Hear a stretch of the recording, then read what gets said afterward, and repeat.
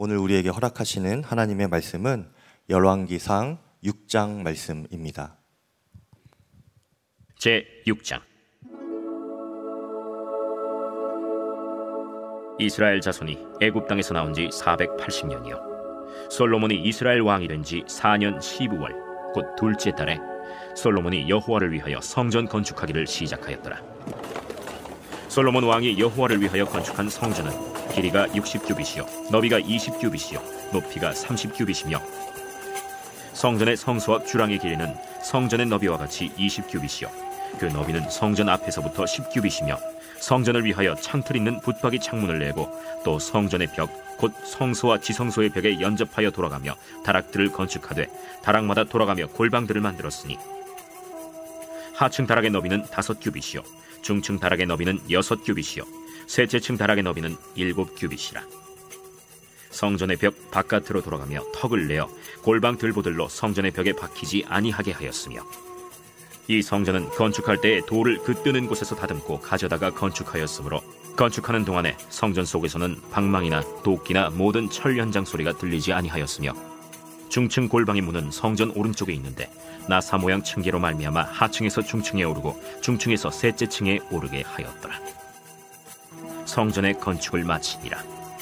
그 성전은 백향목 석가래와 널판으로 덮었고 또 온 성전으로 돌아가며 높이가 5규빗 되는 다락방을 건축하되 백향목 들보로 성전에 연접하게 하였더라.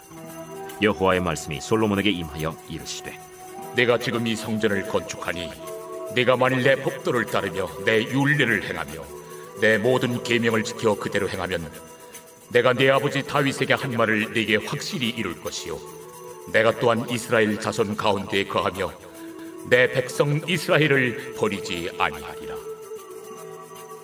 솔로몬이 성전 건축하기를 마치고 백향목 널판으로 성전의 안벽 곧 성전 마루에서 천장까지의 벽에 입히고 또 잣나무 널판으로 성전 마루를 놓고 또 성전 뒤쪽에서부터 20규빗 되는 곳에 마루에서 천장까지 백향목 널판으로 가로막아 성전의 내소 곧 지성소를 만들었으며 내소 앞에 있는 외소 곧 성소의 길이가 40규빗이며 성전 안에 입힌 백향목에는 밭과 핀 꽃을 아로새겼고 모두 백향목이라 돌이 보이지 아니하며 여호와의 언약궤를 두기 위하여 성전 안에 내소를 마련하였는데 그 내소의 안은 길이가 20규빗이요 너비가 20규빗이요 높이가 20규빗이라. 정금으로 입혔고 백향목 제단에도 입혔더라. 솔로몬이 정금으로 외소 안에 입히고 내소 앞에 금사슬로 건너지르고 내소를 금으로 입히고 온 성전을 금으로 입히기를 마치고 내소에 속한 제단의 전부를 금으로 입혔더라. 내소 안에 감람나무로 2그룹을 만들었는데 그 높이가 각각 10규빗이라. 한 그룹의 이쪽 날개도 5규빗이요 저쪽 날개도 5규빗이니 이쪽 날개 끝으로부터 저쪽 날개 끝까지 10규빗이며 다른 그룹도 10규빗이니 그 2그룹은 같은 크기와 같은 모양이요 이 그룹의 높이가 10규빗이요 저 그룹도 같았더라. 솔로몬이 내소 가운데에 그룹을 두었으니 그룹들의 날개가 퍼져 있는데 이쪽 그룹의 날개는 이쪽 벽에 닿았고 저쪽 그룹의 날개는 저쪽 벽에 닿았으며 두 날개는 성전의 중앙에서 서로 닿았더라. 그가 금으로 그룹을 입혔더라.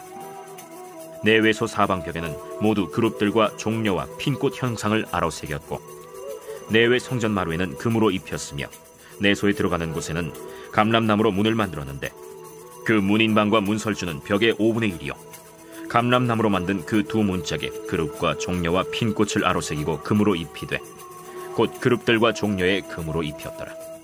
또 외소의 문을 위하여 감람나무로 문설주를 만들었으니 곧 벽의 4분의 1이며 그 두 문짝은 잣나무라. 이쪽 문짝도 2짝으로 접게 되었고 저쪽 문짝도 2짝으로 접게 되었으며 그 문짝에 그룹들과 종려와 핀꽃을 아로새기고 금으로 입히되 그 새긴 데에 맞게 하였고 또 다듬은 돌 3켜와 백향목 두꺼운 판자 1켜로 둘러 안뜰을 만들었더라. 넷째 해 15월에 여호와의 성전 기초를 쌓았고 11째 해 불월 곧 8째 달에 그 설계와 식양대로 성전 건축이 다 끝났으니 솔로몬이 7년 동안 성전을 건축하였더라. 아멘. 하나님의 말씀입니다. 오늘 6장 말씀은 어제 성전 건축을 위한 재료가 다 마련이 되고 오늘은 성전 건축을 시작하여서 한 7년여에 걸쳐서 성전 건축을 완성했다라는 이야기입니다. 1절에 보면 특이한 표현이 있는데요. 이스라엘이 애굽 땅에서 나온 지 480년 지난 그때에 이 성전 건축이 마쳐졌다라고 기록되어 있습니다.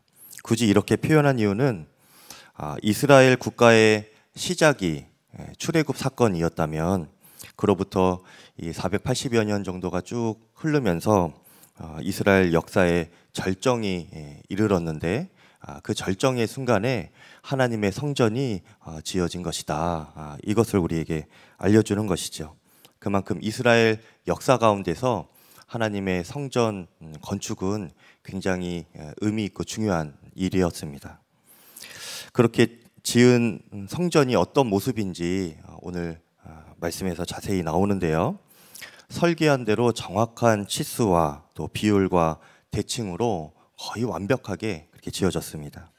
최고급 재료가 사용되었고 다윗이 모아놓았던 금 10만 달란트와 은 100만 달란트 그리고 놋과 철을 다 사용했는데 특히 그 성전 내부를 온 금으로 다 덮어 놓았고 그 기둥도 금으로 덮어서 솔로몬의 성전은 굉장히 화려하기도 하였습니다. 상상해 보면 그 시온산 꼭대기에 그렇게 세워진 예루살렘 성전을 볼 때 특히 아침 햇살을 그 성전이 받는 것을 이렇게 보게 되면 그 금빛이 스며 나오는 그 찬란한 모습을 누구라도 볼 때 너무나 아름답고 또 장엄한 광경이었을 것 같습니다. 무엇보다도 이스라엘 백성들이 이 성전을 유독 사랑한 이유가 있었는데요. 그것은 그 성전 안에 하나님의 임재가 있다고 믿었기 때문입니다. 그래서 그들은 절기마다 성전에서 예배를 드리면서 삶의 주기를 예배와 성전 중심으로 그렇게 맞추기도 하였습니다. 그런데 그러다가 점점 그 하나님의 임재보다도 성전을 더 중요하게 여기는 그런 마음들이 생기게도 되었는데요. 성전이 그들을 지켜준다 이렇게 믿는 믿음도 생기기도 했습니다. 그만큼 이스라엘 민족에게 있어서 이 성전은 큰 의미가 있었고 삶의 중심이었습니다. 매우 중요한 것이 성전이었죠. 이렇게 솔로몬의 성전은 너무도 이스라엘 백성들에게 아름답고 중요한 것이었지만 하나님께서 보시기에는 정작 이 성전보다 더 중요한 것이 있었습니다. 성전 건축이 진행되는 그 초반에 하나님께서 솔로몬에게 이런 당부의 말씀을 하시는데 그것이 12절, 13절 말씀입니다. 내가 지금 이 성전을 건축하니 내가 만일 내 법도를 따르며 내 율례를 행하며 내 모든 계명을 지켜 그대로 행하면 내가 내 아버지 다윗에게 한 말을 내게 확실히 이룰 것이요 내가 또한 이스라엘 자손 가운데에 거하며 내 백성 이스라엘을 버리지 아니하리라 하였더라. 하나님께서는 이 솔로몬에게 당부하실 때에 너가 이제 성전 건축을 할 때에 너는 화려하고 웅장하게 성전을 건축해라 그렇게 말씀하시지는 않으셨습니다. 대신에 너가 나 하나님의 말씀에 순종하면서 너와 너의 백성들을 순종하면 내가 너의 백성들을 또 너의 나라를 버리지 않고 다윗에게 약속한 것을 다 이루어 주겠다 이렇게 말씀하고 계신 것이죠. 아버지 다윗 왕과 하나님께서 맺으신 언약이 솔로몬 시대에 이루어지는 것인데요. 그 핵심은 바로 하나님의 말씀에 순종하는 것에 있었습니다. 솔로몬 왕뿐만 아니라 그 이스라엘 백성이 하나님의 말씀에 철저하게 순종하는 것, 그것을 하나님께서는 더 중요하게 생각을 하신 것이죠. 성전이 건축되기 시작하는 시점에 이 말씀을 하신 것을 보면 하나님은 화려하고 웅장한 성전보다 그 백성들이 하나님의 말씀을 청종하고 순종하는 것을 더 마음의 중심에 중요하게 생각하고 계시는 것입니다. 하지만 결과는 어떻게 되었나요?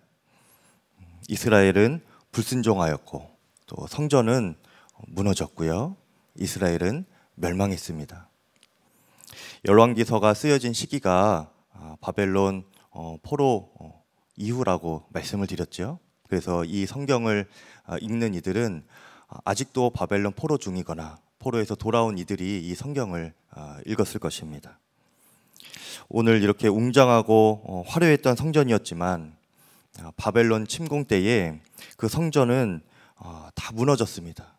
그 전에 성전에 붙어있던 금이란 금은 이방인들이 다 긁어가고 그 성전은 돌 위에 돌 하나도 남지 않을 정도로 완전히 무너졌지요.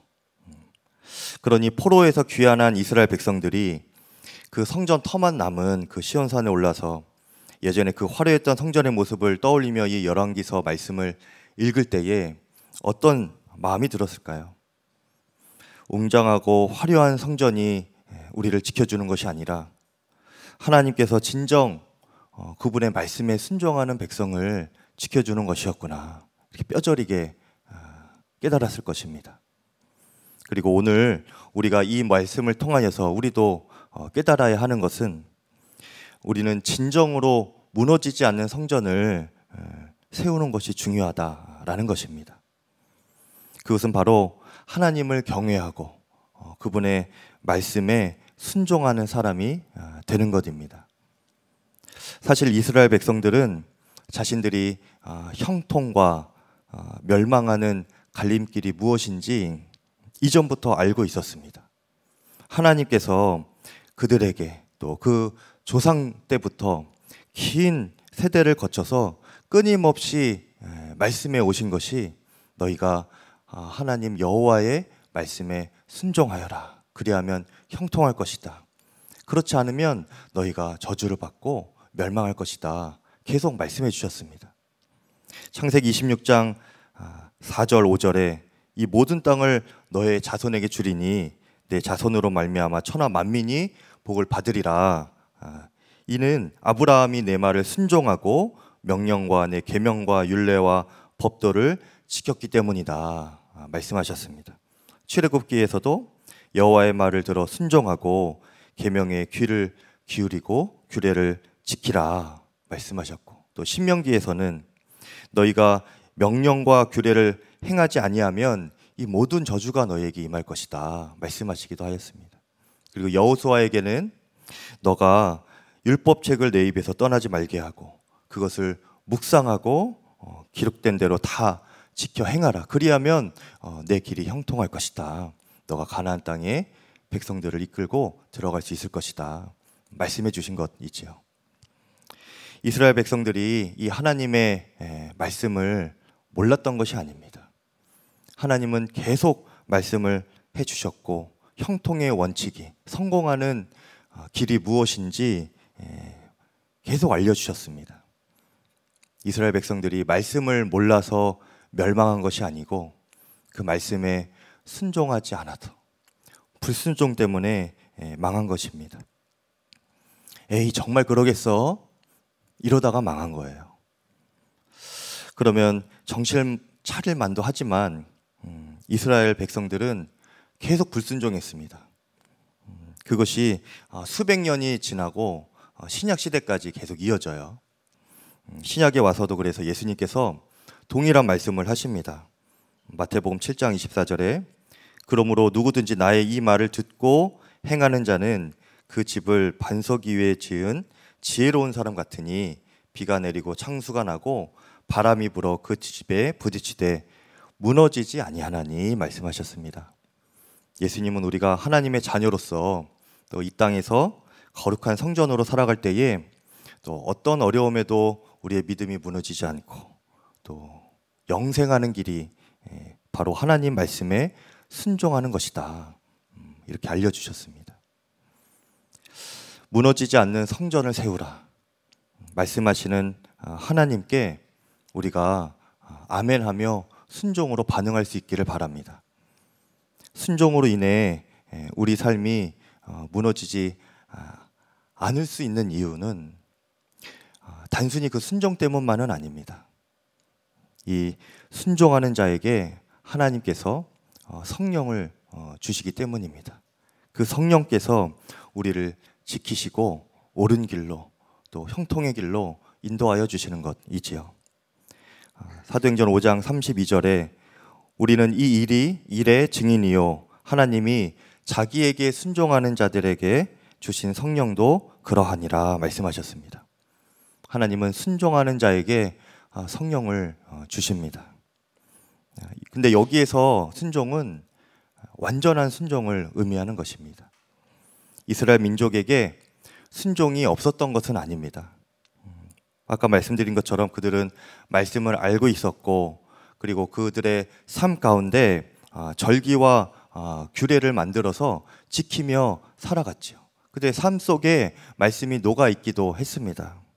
하지만 그들을 순종할 때에 그들의 순종은 전적인 순종은 아니었습니다. 언제든지 세상을 향할 수 있는 두 마음이 있었고, 또 하나님의 백성인지 이방 민족인지 특별히 구분되지 않은 그런 미지근한 신앙으로 살아갔던 것이죠.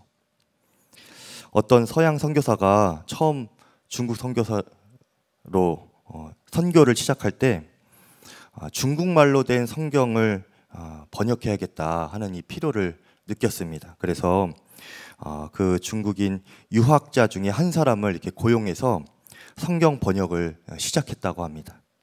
영어로 된 성경을 이렇게 잘 설명해 줘서 중국어로 번역하는 것이었는데요.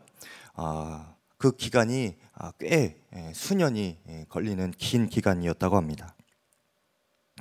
드디어 번역 작업이 끝난 후에 그 선교사가 중국 학자에게 이렇게 물어봤어요. 당신은 이 책을 번역하면서 혹시 마음에 감동받은 게 없었습니까? 중국 학자가 대답하기를 제가 이 책을 읽어보니까 정말 그리스도인이라는 사람들이 있으면 제가 그 사람을 꼭 한번 만나보고 싶습니다 라고 대답했대요. 성경을 보고 나니까 세상에 이렇게 사는 사람이 정말 있는지 있으면 한번 만나보고 싶은 게 소원이라는 거예요. 그 대답을 듣고 이 선교사가 좀 너무 당황하고 또 어이가 없었습니다. 그렇게 자신과 긴 시간 성경 번역 작업을 같이 했으면서도 예수 믿는 자를 봤으면 좋겠다 그렇게 말하는 그 중국인 유학자를 보니까 마음이 좀 언짢았습니다. 그래서 어이가 없어서 그 선교사가 말하기를 제가 바로 그 그리스도인입니다. 그리고 심지어 저는 선교사입니다. 그랬더니 중국 학자가 깜짝 놀라면서 선교사님을 한참 바라보더니 그럴 리가 없습니다. 아닙니다. 당신은 예수 믿는 사람이 아닙니다. 대답했다고 해요. 선교사님이 얼마나 당황하고 망신스러웠는지 거듭하여서 내가 진짜 예수 믿는 사람이고 선교까지 이렇게 하고 있지 않습니까? 계속 그렇게 말했지만 중국 학자는 계속 아니라고 말하는 거예요. 그러면서 선교사님이 남에 대해 악평하고 허물하는 모습을 제가 다 보았습니다. 어떻게 사랑한다면서 다른 사람을 그렇게 나쁘게 평가할 수 있습니까? 당신은 예수 믿는 사람이 아닙니다. 당신이 염려하고 걱정하고 한숨 쉬는 모습을 제가 여러 번 봤습니다. 분명 성경에서는 하나님이 천지를 창조하시고 함께 하시는 하나님이시라고 했는데 당신은 염려와 걱정이 너무 많아 보였습니다. 당신이 기독교인이라고 나는 믿을 수가 없습니다. 특별히 정말 당신이 그리스도인이라면 당신을 만나고 내가 변화되었을 것인데 나는 아무런 변화된 것이 없습니다. 이렇게 말을 했다고 해요. 그래서 그 선교사님이 중국 학자에게 내가 당신에게 그 그리스도인의 모습을 보여드리지 못하여서 죄송합니다 하고 용서를 구했다고 합니다. 여러분은 누가 봐도 그리스도인이십니까? 하나님의 말씀에 순종하여서 나 자신도 흔들림 없는 믿음으로 살아가고 있고 또 우리를 보는 다른 사람도 능히 변화시킬 만한 그런 믿음의 사람으로 또 성령의 사람으로 살아가고 계십니까? 여러분 오늘부터라도 순종의 돌을 하나하나씩 쌓아가시면서 여러분 마음 안에 그 무너지지 않는 성전을 세워보시기를 바랍니다. 성전을 펴고 성경 말씀을 펴고 읽고, 그래서 그 하나님의 말씀이면 그대로 순종해 보시는 겁니다. 보원 리즈라는 사람이 쓴 중국의 예수가정 이야기라는 책이 있습니다. 그 책 안에 중국 지하교회 지도자 칭 팅옌이라는 사람의 이야기가 나오는데요. 그는 중국 개화기 중에 청년으로 살아가면서 뿌리 깊은 유교 전통에 젖은 그런 사람이었습니다. 그런데 그가 선교사가 운영하는 그 학교에서 공부하게 되면서 예수님을 믿게 되었다고 해요. 예수를 믿으면서 그는 어느샌가 양심에 심한 가책을 느끼게 되었는데, 그 이유는 그가 버렸던 아내 때문이었습니다. 사랑하는 마음 없이 부모님의 뜻에 따라 결혼했던 아내가 있는데, 그녀는 굉장히 구식의 여인이었어요. 그 당시에도 전족을 할 정도로, 부모님이 하라고 해서 전족을 그냥 그렇게 할 정도로 구식의 여인이었고, 그것이 이 청년이 보기에는 너무 답답하고 고리타분해 보였습니다. 시대 감각도 맞지 않고 이런 여인과 평생 함께 살 수가 없겠다 생각하여서 그녀를 다시 집으로 돌려보냈다고 해요. 아내를 버린 것이죠. 그런데 그가 예수님을 믿게 되고 성경을 공부하면서 또 성경을 읽으면서 성령께서 에베소서 5장 25절 말씀, 내 아내를 사랑하라, 이 말씀을 마음에 새겨주셨습니다. 성경에는 아내가 예쁘거나 영리하거나 또 세련되거나 착할 경우에 그러면 사랑해라, 이런 말이 없대요. 그래서 그는 무척 괴로워하다가 하나님, 아내를 사랑하라고 하시니 제가 그렇게 하겠습니다 라고 고백하면서 결국 성령님께서 주신 마음에 복종했습니다.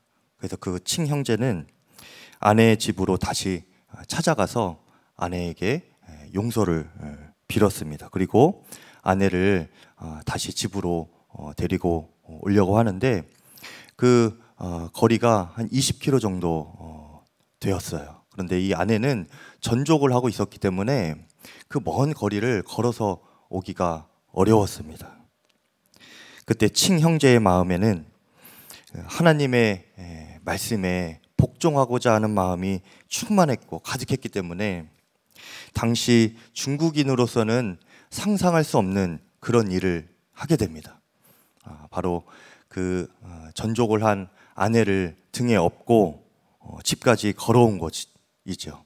20km를 아내를 업고 집으로 왔을 때에 그 문턱을 넘는 순간 마침내 친형제와 그의 아내는 성령의 기름 부음을 받았다라고 그렇게 책에 소개되어 있습니다. 이 일이 1920년에 있었던 일입니다. 그 후에 그 친형제와 그 아내는 중국 가정교회, 지하교회를 섬기는 뛰어난 지도자로 그렇게 훌륭한 동역자가 되었지요. 여러분, 우리에게 문제와 어떤 환경 때문에 우리의 삶이 공허해지거나 무너지는 것이 아닙니다. 우리의 무능력 때문에 우리가 불행하고 흔들리는 삶을 사는 것도 아닙니다.